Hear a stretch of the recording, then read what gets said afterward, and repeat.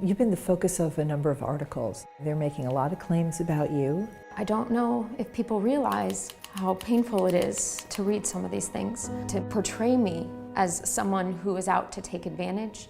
What I'm doing is fighting for the rights of the patients. Do you think some of it has to do with bias? How can a woman be on the forefront of medical research? And I also tend to look young female, plays for an interesting story in the media. And I've really dedicated my career to studying stem cells and the body's natural healing. And I have to remember all of the patients who are counting on me to have the voice when they don't have the voice.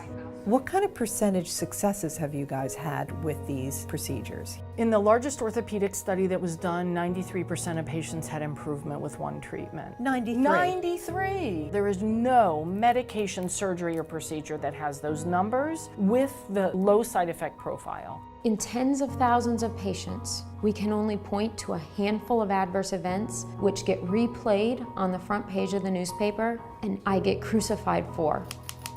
Medications can be approved with 20% adverse event rate. They also accept deaths. Death could be a side effect? We're talking about FDA-approved drugs. Really? Shocking. If you were to get the stem cells, what is the worst that could happen? The body throws them away and ignores it.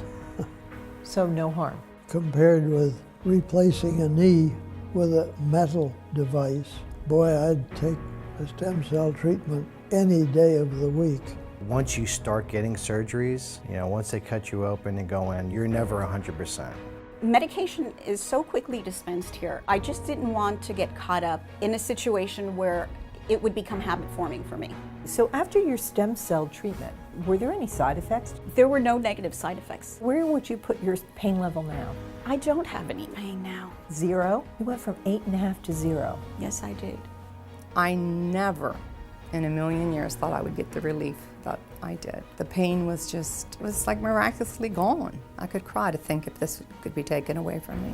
If the FDA wins, we're basically telling people we could care less about your health because the United States is not willing to have the best medical care in the world.